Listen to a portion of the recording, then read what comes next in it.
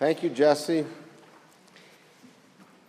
To say that I'm honored to be here is an understatement. To say that this is a very exciting evening and the launch of an exciting program wedding the most modern of technologies, the most ancient hallowed of texts, is also an understatement. I will make one request of everybody. Once you've signed up, and at the bottom of the source sheets, you can see the website, TanakhStudy.com. Please turn your phones off so we can keep our entire focus on what we're going to study together.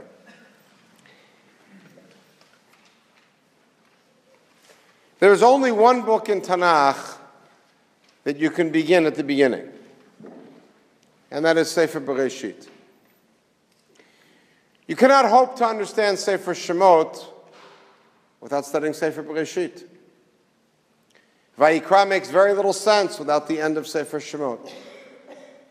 Devarim, no way we can understand what's going on without Sefer Shemot and Bamidbar at the very least. In very much the same spirit, it is irresponsible, pedagogically unsound, very frustrating to open up the beginning of Sefer Yehoshua without having some background. So what I'd like to do over the course of the next 45 minutes or so, try to provide proper background for the study of Sefer Yehoshua, with a quick introduction to Sifrei Nevi'im in general,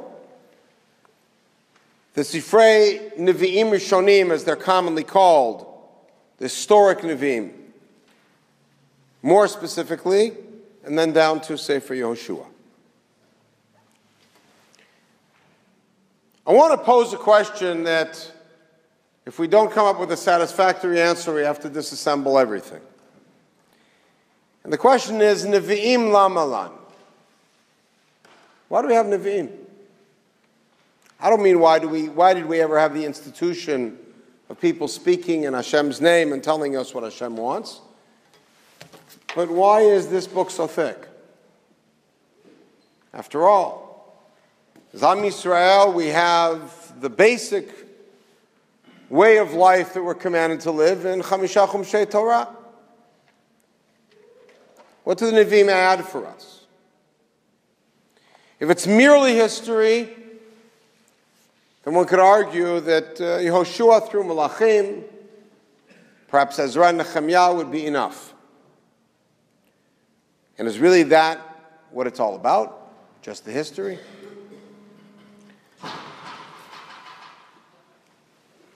So I'd like to suggest, as a general approach, that what we study in Chamisha Chumshei Torah, and specifically in parts of Shemot, all of Vayikra, parts of Bamidbar, and most of Devarim, which are devoted to the Chukim and Mishpatim, to the laws which form the framework of our life, create for us boundaries, red lines, if you will. Those laws that guide us, that restrict us, that move us, and by which we express our relationship to HaKadosh Baruch Hu, to each other, to family, to community, to Eretz Yisrael, and to Klal Yisrael. There are many, and I doubt there are any of them in this room, but there are many who see that as the goal. The goal is to live within that framework.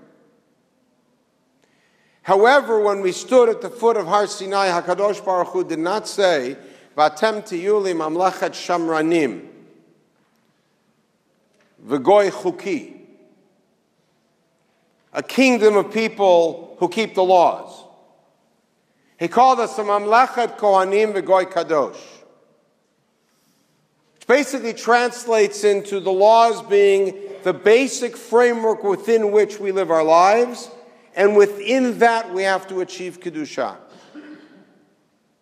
Within that framework, we are obligated to reach further, essentially to do that which is Hatov HaYashar Be'enei Hashem, that which HaKadosh Baruch Hu wants from us. How do we know that which HaKadosh Baruch Hu wants from us? and we open up Sefer Nevi'im, and we learn.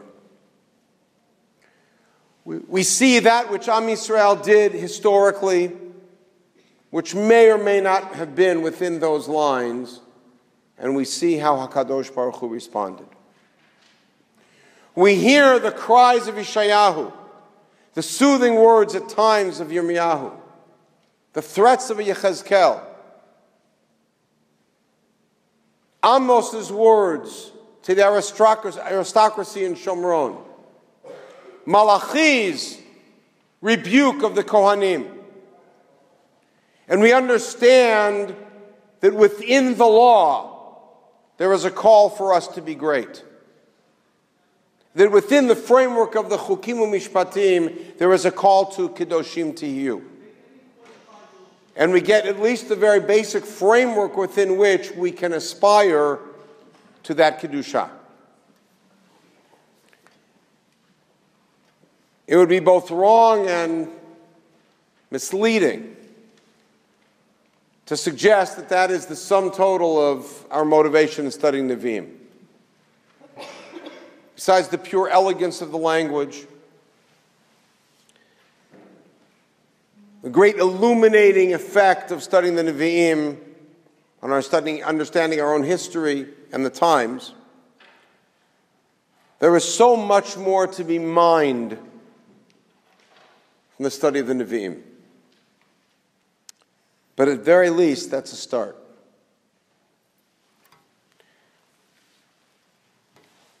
If one were to look into the Torah alone and say, what should I be doing every Shabbat? And the answer would be, Lo taseh melacha. Al yetzei ish mimekomo. Sit and don't do anything. That's all I would have. Make sure not to collect wood in Sefer Bamidbar. Get you killed. But I open up Sefer Yeshayahu and I see something very different. I see that that vacuum created by not doing malacha on Shabbat is now filled with Im tashiv mi Shabbat raglacha asot chafatzacha b'yom kodshi v'karata al Shabbat oneg l'kdosh Adonai mechubad. Suddenly I find out how I'm supposed to fill that space. And there's one of many examples. In that same parak in Yeshayahu, which we will read 2 weeks from this morning, as the Haftarah on Yom HaKippurim.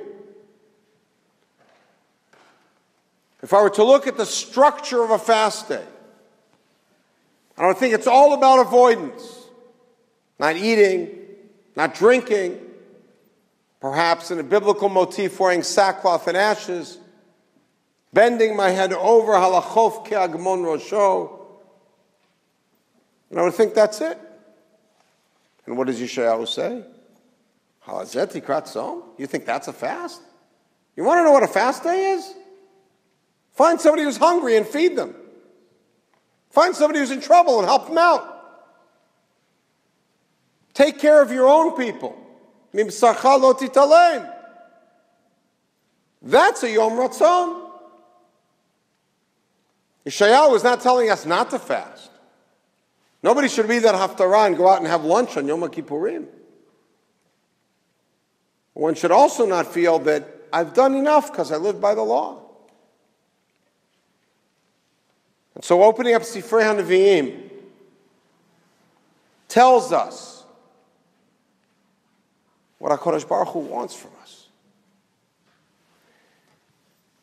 I have a friend, a teacher, who has a little sign on his desk. The sign's in Yiddish. So I know there's other blocks on Ocean Parkway this would not need translation.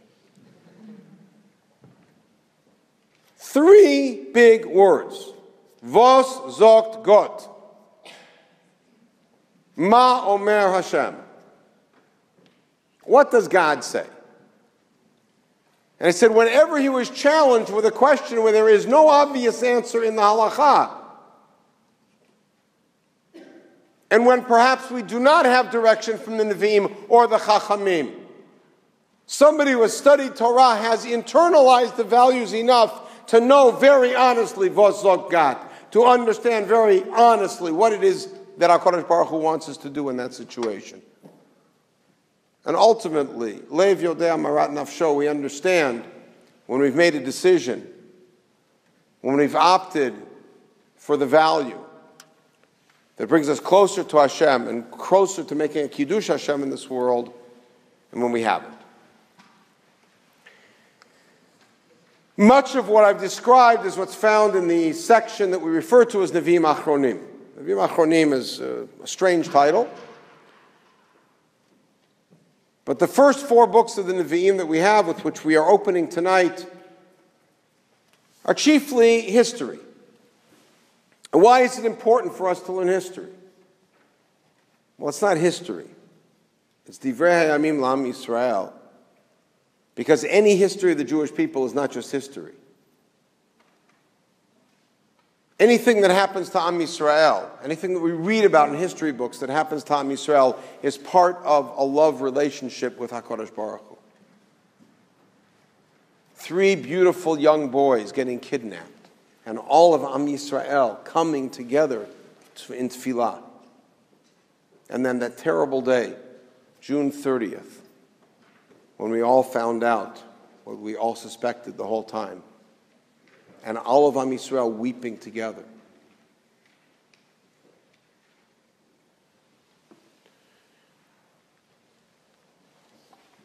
The history of Am Yisrael is the history of a relationship between us and HaKadosh Baruch Hu. And we read that in the Nevi'im. Not to give anything away, and this is a spoiler alert, but sometime very soon, a fellow named Achan is going to come along. And Achan is going to take from the forbidden spoils of Yericho. And the results will be devastating. Teaching us very powerful lessons about arvut and about how we're responsible for each other. And how one person's crime can bring a whole people down. There are tremendous lessons to be mined from each passage and each sugya and each parasha in the Nevi'im. So without further ado, let's get started. When Jesse approached me a number of weeks ago, his first request was coming from the back end of Tanakh. In many Tanachim, including this Korean Tanakh that I have, the last book in Tanakh is a book called Divrei Hayamim. Divrei Hayamim is a very difficult book. I'll be honest with you, I've never studied it properly. Thanks to Jesse, now I have to. Because I'll be teaching it, and I'm honored to be teaching it as part of Tanakh study this year. So we're going to begin our study from the back of Tanakh, from Divrei Hayamim. Take a look at source 2. Divrei Hayamim, which is partially devoted in its beginning to a genealogy of the various Shvatim, for the most part bringing us up to David's time. In the section about Shevet Ephraim, we have the following. Uvnei Ephraim shutalach, uvarad beno, v'tachat beno, v'alada beno, v'tachat beno, and then there's a whole series of generations. And at the end of that list, we have a fellow named Nun. Not Nun, but Nun. Nun beno, Yehoshua beno. And that's the end of Bnei Ephraim. And what is startling for all of us, who are students of Tanakh, even just students of Chumash, is to think that somebody as heroic, somebody as central to our story as Yehoshua Bin Nun or Bin Nun is the end of a line. Did Yehoshua marry? Did Yehoshua have children? We don't know. We don't know because we're not told. But the text's silence here speaks volumes. And we have to figure out why it is that Yehoshua is presented as the end of a line.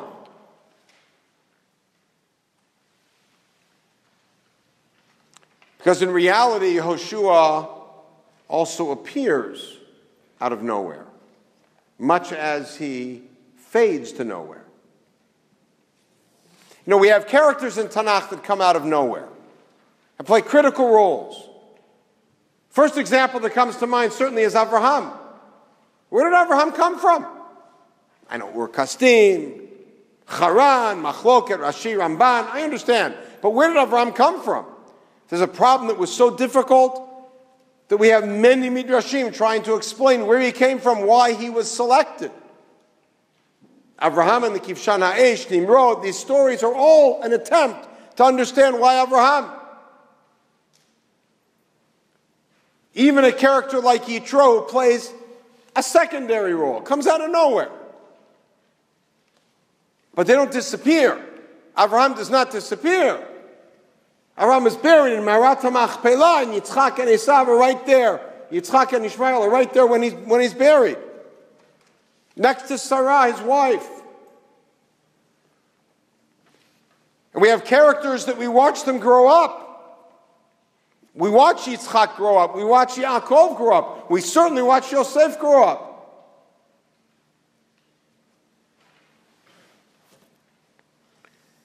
We even watch Moshe Rabbenu grow up.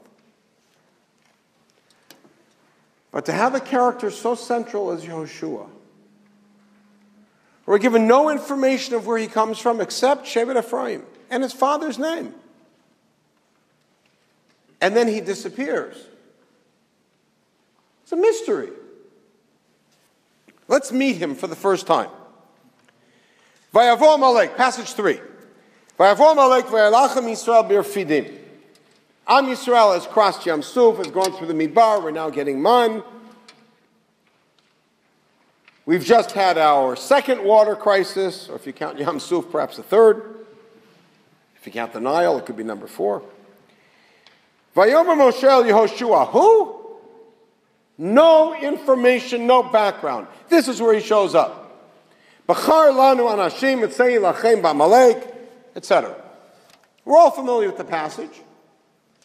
Moshe directs Yehoshua to put together an army and go fight against Amalek. Moshe, Aaron, V'chur go to the top of the mountain. Yehoshua and his men below fight. And the result of the battle is, of course, a draw. We are not defeated, Baruch Hashem. After all, we're here tonight. But on the other hand, Amalek is not defeated, hence, Timchat Zech Amalek. There's still Amalek to destroy. But Yehoshua comes out of nowhere. And Yehoshua is later presented both in several passages in Sefer Shmot and in a critical passage in Sefer Bamidbar as a loyal student, a loyal disciple, and perhaps the best word, a loyal lieutenant of Moshe Rabbenu.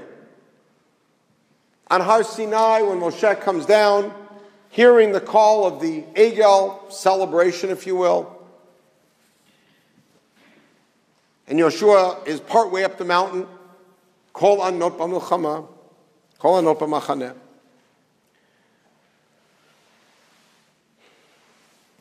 But after that quasi-tragic scene where Moshe Rabbenu wants to quit, after the many complaints in Parshat Bahalotcha that leads to the Slav, and Hashem commands him to bring 70 men, and they all have prophecy. And after that episode, Vayisharu Shnei Anashim B'Machaneh, passage 4. Shem ha'echad Eldad v'shem ha'sheni Medad v'tanach aleim haruach v'ema ba'ketuvim, itself an enigmatic passage. V'lo yatzu ha'oela v'yitnabu b'machaneh. Eldad and Medad continue to have prophecy in the camp after it's supposed to be over. Vayarotz hanar, some kid comes running. Vayaged l'Moshe vayomar. Eldad and Medad mitnabim b'machaneh. He reports to Moshe. Vayan Yehoshua Bin Nun mesharet Moshe mi bechurav vayomar. And here we're introduced to Yehoshua. And by the way, this is the first time we actually hear Yehoshua Bin Nun. And who is he? Mi bechurav. He's one of Moshe's select. One of them. But critically, what's he called here for the first time? Mesharet Moshe. Moshe's ministering servant. And what's his response to Moshe? Adoni Moshe Kalaim. Lock him up. Eldad and Medad should be imprisoned. Moshe gives his student a very quick lesson. You're jealous on my behalf? Because we have other Nevi'im competing with my Nevuah? Because other Nevi'im were given a selected slot, and these two went past their slot of Nevuah? Umi yitain, kol am Adonai Nevi'im, ki yitain Adonai tucho alehem. Mi yitain, halavai, I wish that the entire nation would be Nevi'im. This is what I wanted at Har Sinai, for everyone to stand there and not send me ahead. If Hashem puts His Spirit on everyone, that's great. Don't be jealous for me. This is the wrong attitude. And we will find that Yehoshua is a very, very quick study. We are formally introduced to Yehoshua, finally, after all this time, in what I think we could safely say is the critical episode of his life as a disciple of Moshe. That is the episode that we commonly refer to, and I believe it's a misnomer, as the story of the Meraglim. I don't want to say too much about it because it sounds like that'll be the next shiur. But in that particular story of the 12 scouts that are sent, we're introduced to them by tribe. Ve'ela Shmotam, take a look in source 5, Pasuk Dalet. Ve'ela Shmotam, L'matei Ruvain Shamuel ben Zakur, L'matei Shimon Shavat ben Chori, L'matei Yehuda Kalev ben Yefuneh, you can all cheer right now, L'matei Yisachar Yigal ben Yosef, L'matei Ephraim, what's his name? Hoshea bin Nun. I never heard of Hoshea bin Nun. Well, that's right, I didn't hear about these other guys either. So that's fine. So there's some guy with a similar name, Hoshea bin Nun. Maybe it's Yoshua's brother. I look at the end of this particular passage. Eila Shemot Anashim Asher Shalach Moshe LaTorah Ta'aretz. Vayikra Moshe LaHoshea bin Nun. Yehoshua. Aha, now I'm going to connect the dots. This Hoshea bin Nun gets named Yehoshua by Moshe. So now the Yehoshua that I met back in Shemot fighting Amalek, the Yehoshua that was atop Har Sinai during the Maaseh HaEgel, the Yehoshua who tried to get Moshe to lock up Eldad and Medad is none other than Hoshea bin Nun, the scout. Why is this note here? Why isn't this note back in Shemot? And why did Moshe change his name? Hoshea is a nice name. We have a Navi by that name. We also have a Melech Yisrael by that name, but we'll ignore that. Hoshea ben Baby, not bad. What's wrong with it? So what's the famous comment of Rashi here? Why did Moshe change his name to Yehoshua? Ya Yoshiacha me'atzat miraglim. In other words, Moshe is sending Yehoshua with the other fellows. Hoshea with the other fellows. What does Moshe know is going to happen? The other fellows are going to collude to lie. And he's concerned that his student Yehoshua will be taken in by that. So he gives him a special tefillah, Ya Yoshiacha me'atzat miraglim, Hashem should save you, and changes the name. Hoshea adds God's name, Ya Yehoshea, Yehoshua. Very nice. Let me see any problems with that particular midrash that Rashi quotes. So I'll suggest them to you. If Moshe already knows that some or most of these miraglim, as we like to call them, are going to collude and lie, a big question, why did he send them? Or he could have done better, he could have sent them and then moved the camp with no forwarding address. It's another possibility. You know, without an anan, it's hard. Why does he send them if that's the case? And if he's afraid that Yehoshua is going to be taken in, send somebody else. So the Rashbam here says what I believe is the closest to Peshuto Shel Mikra. It will help us in our understanding of who Yehoshua is and actually in our understanding of Sefer Yehoshua. It says as follows. It is the custom, and we see it in Tanakh, that when a person joins a court as a disciple or member of the court, they are given a new name by the king. Where do we have examples of that in Tanakh? Let's start before Daniel. Yosef. What happens when Yosef joins the Egyptian court? He gets a good Egyptian name, Safnat Paneach, which means, by the way, the God has said he shall live. That's what it means in Egyptian. Safnat Paneach. Daniel is given the name Belshazzar. Hananiah, Mishael, and Azariah are given Shadrach, Meshach, Shadrach, Abednego. I know more from the gospel song. It's not an unusual thing. As a matter of fact, we need go no further than Moshe Rabbenu, who I promise you, his name is not Moshe. I don't know what his name is. You don't know what his name is. Nobody knows what his name is. One thing I can guarantee, it's not Moshe. When did he get the name Moshe? Side point. When did he get the name Moshe? At what point? When what? When Bat Paro did what? Actually, take a look at it again. You'll see not. Bat Paro pulled him out of the water and said, oh, a kid. Miriam says, hey, you want me to? Yeah, okay, go ahead. And a few years later, when the mother, who, by the way, this is the best in your face, the mother of the Jewish kid has been nursing her own child and paid by Paro to do so. When she finally hands this child over for adoption to Bat Paro, then Bat Paro says, Vatikra Shmo Moshe, which, by the way, in Egyptian just means son. Meses. So what was he called before that? What do you think? When he was born, for the first 3 months, they said, oh, little child? And what about for the next few years while his mother's nursing him? Remember, he was nonstop in his parents' home except for one afternoon on the river. Better than Huck Finn. So what did they call him? Chazal are convinced that he had another name. They just don't know what it is, so there's about 15 suggestions. Tov, Tuvia, Avigdor, Avisocha, Yikutia, El Chever. Fine. Based on Psukim in Divrei Hayamim. That's a plug. But Moshe Rabbenu himself got a new court name. Moshe. Which means that this Hosea, which is what name you'll find him if you check Misrad Hapnim under Shevet Ephraim. If you look in the registry, the genealogy of Shevet Ephraim, not the one we have in Divrei Hayamim from much later. But if at the time of the Torah you check Shevet Ephraim's birth list, you'll find the kid Hosea. You won't find any Yehoshua. So the text says, oh yeah, that's Yehoshua. That's his court name. Okay, the Rashbam. We still haven't seen the lesson that he learned. Very interesting thing. If you take a look at it, there are two heroes in this story. The story of the quote-unquote Miragalim. Who are they? Yehoshua and Kalev.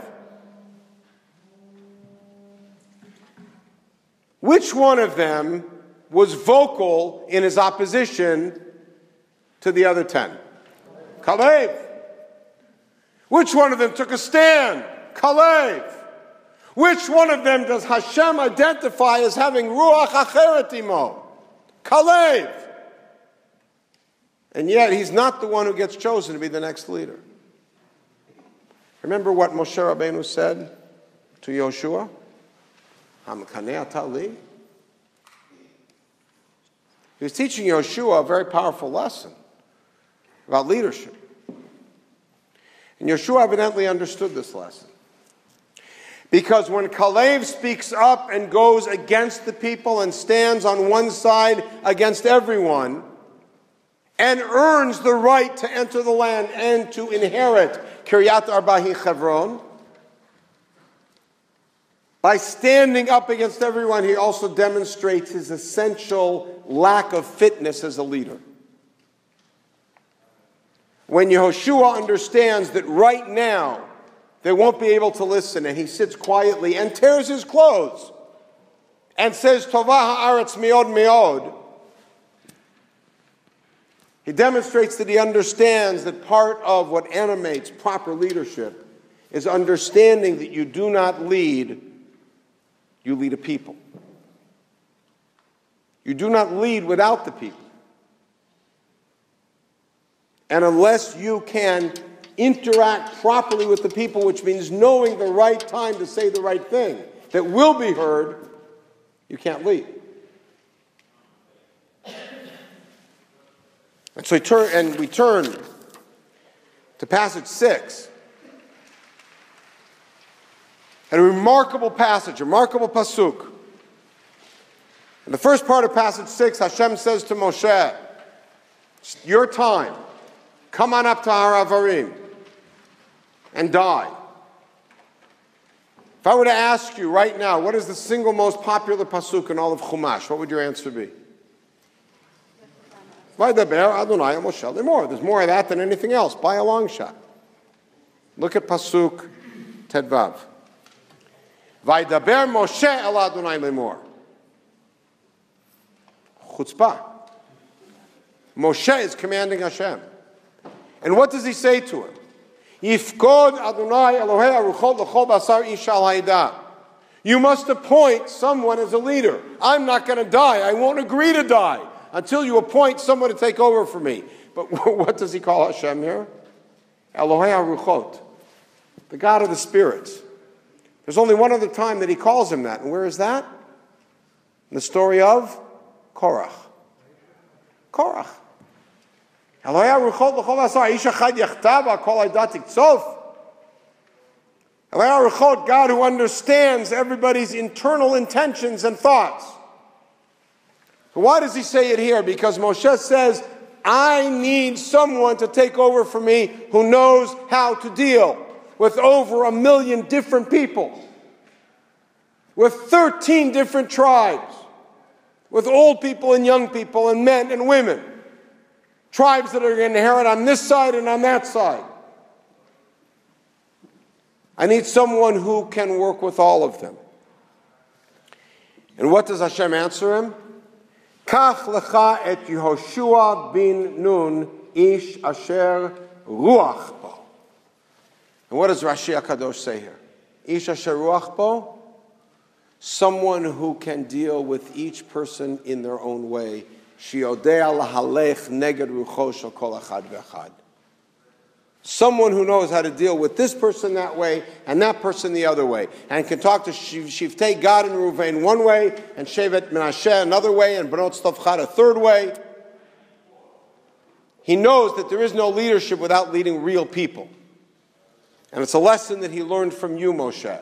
And now you take him as the one that you're going to pass on the mantle of leadership to. And you see in passages 7 and 8 that Yehoshua is indeed the one who is directed and transitioned into leadership. You will be the one to lead the division of the land. You will be the one to oversee the condition that Bnei Gad and Bnei Reuven agreed to. And now in Sefer Devarim, we read this morning, Vayikra Moshe leYehoshua, passage 9, Vayomer elav l'nechol Yisrael, Chazak ve'amatz. What does Moshe say to Yehoshua? Chazak ve'amatz. Be strong, be courageous. This is a passage that a phrase that we have seen since Parashat Devarim, all through Sefer Devarim. Chazak ve'amatz. Ki ata tavo or tavi et ha'am hazeh la'aretz asher nishbah Adonai la'avotam v'atet lahem ata tanchil lana otam. You're going to bring them to this land and you're going to bequeath it to them. And it works. But it works with a very clear proviso. At the very end of the Torah, as we hear about Moshe's passing, Yehoshua Bin Nun, Malei Ruach Chochma, Ki Samach Moshe et Yadav Alav. What makes Yehoshua wise? What makes Yehoshua a great leader? What makes Yehoshua the one who is the best fit to lead Bnei Yisrael now? Ki Samach Moshe Yadav Alav. Moshe gave his energy, gave his power, gave his teaching to Yehoshua. Yehoshua is great because he is Mesharet Moshe. Yehoshua is not great because of something he did on his own. He's great because of his relationship to his Rabbi. Vaya'asu kasher tziva Adonai et Moshe. Bnei Yisrael obey Yehoshua, and they obey him as they obeyed Moshe. Notice, Yehoshua does not get independent credit as a leader. Yehoshua does not have independent status as a leader. But Ka'asher Hasu, Ka'asher Tziva Hashem Moshe, and we will find out they end up following as they did Moshe. And as if to make this point with utter clarity, as soon as we find out that Yehoshua successfully transitions into leadership, the very next pasuk begins the eulogy for Moshe, which slaps that leadership down and says, "V'lo kam navi od b'Yisrael ki Moshe." Yehoshua is a follower of Moshe. Yehoshua takes the place of Moshe, but Yehoshua can never be Moshe. V'lo kam navi od b'Yisrael ki Moshe. And what makes Moshe so special? Asher yida'o Adonai panim al panim. God spoke to him face to face. Hashem's own words to Miriam and Aharon back in Bamidbar. Lo chen abdi Moshe. Moshe is different than all the Nevi'im. And as we hear about Yehoshua's successful ascendance to leadership, we also hear about its limits and the strings that are attached to it. It is only successful because he is Misharet Moshe. So before opening our study of Yehoshua, with which we'll conclude, the last passage, I want to ask you, what do you think is the foremost concern that Yehoshua has during the Shloshim for Moshe Rabbenu? Moshe is gone. We have a waiting period before we're ready to move on because we must mourn for Moshe. But then it all starts. Then I take over. Then I lead across the Ardennes. Then I lead into battle. Then I help divide the land. Then I establish 1 or 12 or 13 Malchuyot. What's the foremost concern on my mind? It should be fairly obvious. Everything we've done tonight, from Yehoshua Misharet Moshe, from Yehoshua being part of the court of Moshe, from Yeshua's entire power and leadership coming from the fact that Moshe put his hands on him, from the limitation of V'lo kam navi od b'Yisrael ki Moshe, the answer should be obvious.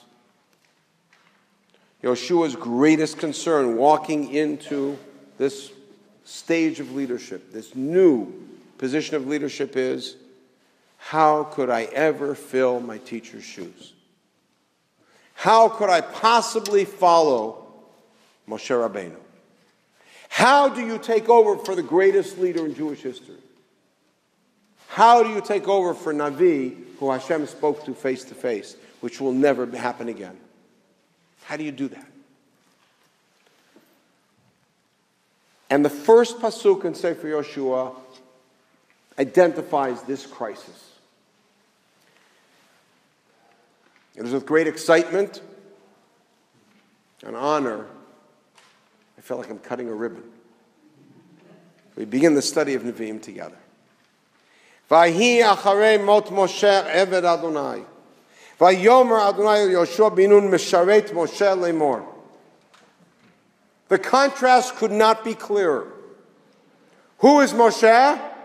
Eved Hashem. Who is Yehoshua? Misharet Moshe.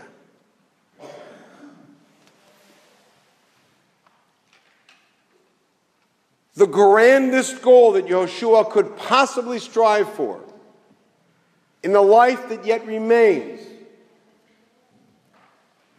because although we don't have his age at this point, we know he dies at the age of 110, the indications from the story with Kalev are that he's roughly in his 80s now.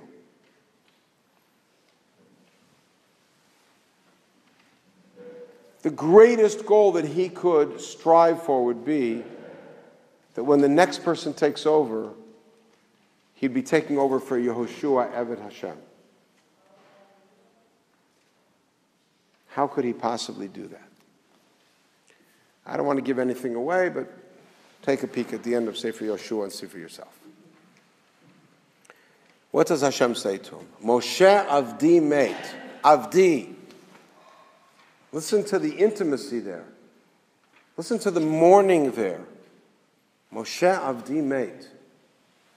Ve'ata kum avor et hayodein hazeh ata v'chol am hazeh el haaretz asher anochi noten lahem b'nei Yisrael. And it's as if Hashem is saying, okay, Moshe is gone. Okay, it's your turn. And here's what you got to go do. Don't linger. Move. And listen to the power he gives him, and listen carefully to the words. Kol makom asher tidroch kaf raglechem bo lachem netativ. Anywhere that your feet walk, I've given to you. Kasher dibarti al Moshe.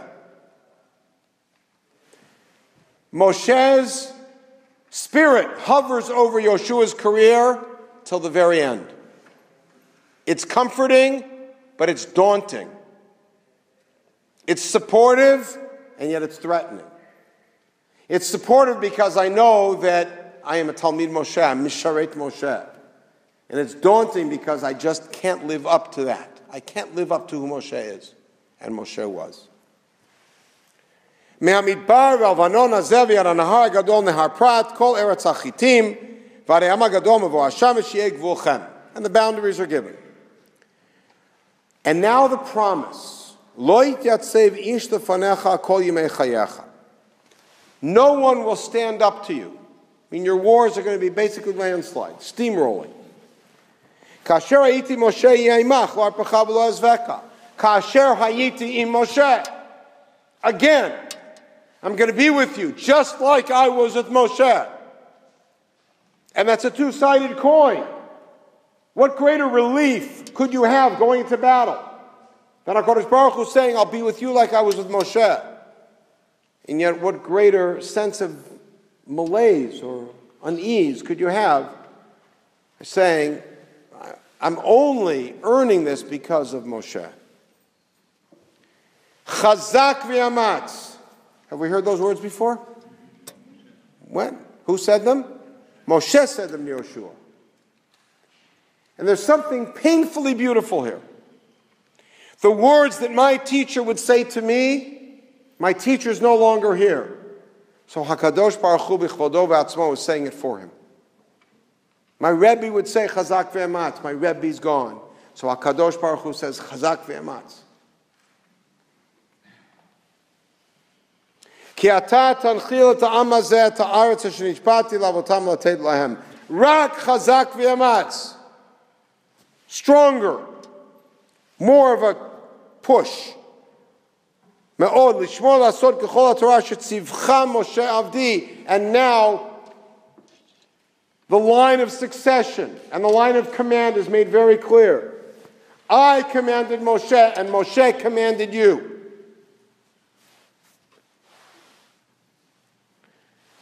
Al tasur mimenu yamin u'smol, man taskil b'chol asher telech. The Al Tasur Menu Yaminu Small, of course, is a line that we're familiar with from Sefer Devarim, in the parasha of Beit Din HaGadol, where we're told not to deviate from their words.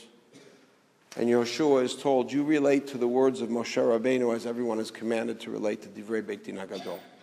You do not deviate to the right or to the left. You do exactly as he told you. L'man taskil b'chol asher telech, and taskil here should be understood as success. And the directive is, Lo yamush sefer Torah mipicha v'yita bo yomam v'layla. You have to speak these words day and night. L'man tishmor la'asot kechol ha'katuv bo, ki az tatzliach et rachacha v'yaz taskil. And there's a whole sequence, a causal relationship. Study this Torah all the time. Have it always be on your mouth. That will lead you to success, and then you'll be successful in the battle. Halot tziviticha chazak ve'ematz. One more time. Have I not told you?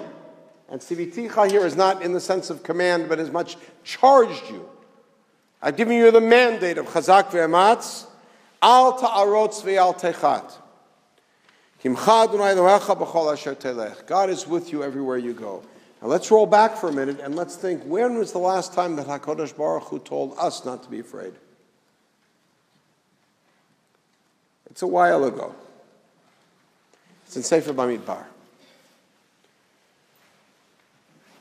We have skirted Moab, we've skirted Ammon, we've skirted Edom, we haven't gone to battle with them.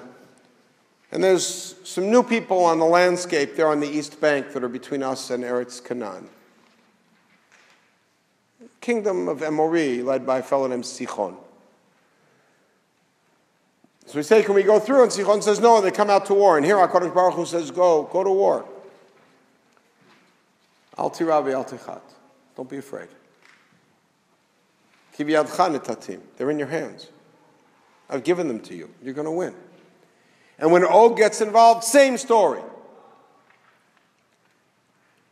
And now we understand that the words that HaKadosh Baruch Hu is using in his word, in speaking to Yehoshua about the Amei Canaan, are the same exact words he used in giving Moshe support and comfort in his war against Sichon and against Og, which of course we know ended quite gloriously for us. And there's a double-edged sword happening here. On the one hand, Yehoshua is purely Misharet Moshe, and all of his power emanates from the fact that he is Misharet Moshe. Nothing that he earned on his own. And HaKadosh Baruch Hu keeps echoing the words that Moshe told him.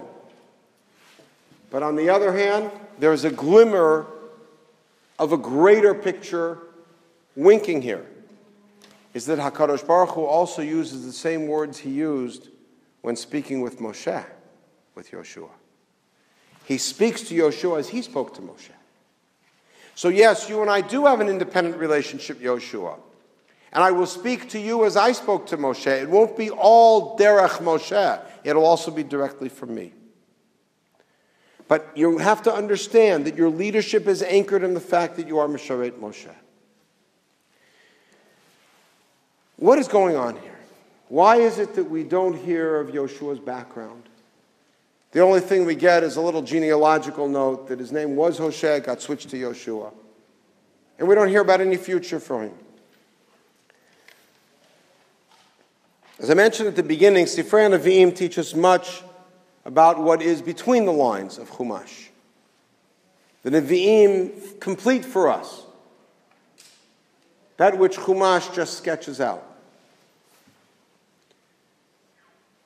A successful leader, the leader that HaKadosh Baruch Hu wants for Am Yisrael, is a leader who understands that his mandate is purely as a Misharet Moshe. And his legacy is what he gives to Am Yisrael. If you will, he has no past and he has no future. He has no parents and he has no children. He is one thing and one thing only. And that is the leader of Klal Yisrael. His success depends on his selflessness and his ability, as we saw before, to work lefi rucho shel kol echad ve'echad, to respond to everybody in their own way, to be able to meet the needs of the different components of the community. The greater that his self gets in, the greater that, if you will, his yichus gets in, who his ancestors were, and the greater that he works for his own lineage, the less he's able to devote himself fully to Klal Yisrael. It is no coincidence that we have seen in Tanakh and we've seen in Jewish history, including recent history, that among our most powerful and great leaders were people who were not successes as parents because they had to devote themselves entirely to leadership. Yehoshua is who he is because he's Misharet Moshe. He comes out of nowhere because his past is not the issue. The only issue that matters is his relationship to Moshe. The only name by which he knows him, is save for one place, is the name that Moshe gave him, not that his parents gave him. Much as Moshe's name is the name he was given in the court. And Yehoshua is buried in Timnat Serach and we never hear from him again. No kids, no family, no nothing. He disappears. And Yehoshua emerges from Tanakh as the single most successful leader in history. Not greatest necessarily, but successful. Read Sefer Yehoshua and you will see that he had one little speed bump and a near dead end. A little speed bump called Achan and a near dead end with Gad and Reuven and the Mizbeach. And that's it. An unbelievably successful career. I believe that the Tanakh, by drawing the lines that it is and by omitting what it does, is teaching us something about the desired leader that we need. Someone whose self takes a back seat to the Kehillah, and someone whose own interests, even family interests, are something that takes a back seat. This, of course, can create a tremendous conflict and become very challenging. But sometimes it is the greatest challenges and the greatest conflicts that lead to the greatest leadership. There is a pasuk in Tehillim, source 1 on your pages, that seems to be referring to a messianic figure. In Tehillim Ayin Bet, Perek Shlomo, which has many psukim which are messianic in nature, V'yerd miyam ad yam, min harav se'aretz, Yifrach b'yamav tzadik, etc. And towards the end, which is the end of the second book of Tehillim, Hishmo le'olam, lifnei shemesh yinon shemo. Who is Yinon? So the Gemara in Sanhedrin says Yinon is the name of Mashiach. They give about 5 different suggestions: Shiloh, Yinon. V'yitbaruchu vo kol goyim v'yashruhu. Everyone will be blessed by him, and all the nations will confirm his ascendancy. Sounds like Mashiach. Perhaps Yinon is indeed Yehoshua Bin Nun.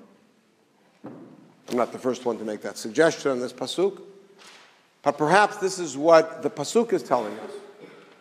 Is the person that's ultimately going to lead Am Yisrael to a place where all of the nations will confirm his position, and where all of Am Yisrael will be blessed by his leadership, is somebody who has devoted himself 100% to the leadership of Klal Yisrael and has taken his own self-interest out of the picture. In a time in which, l'tzarenu, we see leaders fall. Leaders fall due to conflicts between their own selfish interests and the very holy task that they've been given and the position of greatness that they've assumed. This is something that we can all pray for, to see a leader like Yehoshua, who will lead us past the dark days of this past summer. And now as we await a Chatimah Tovah and pray for a Chatimah Tovah, we will have a truly blessed year. We'll be energized by the wonderful study of Tanakh together as a community of people and a virtual community together around the world. And Mirza Hashem, we will make a great siyum on Nevi'im, B'vinyan Beit HaMikdash.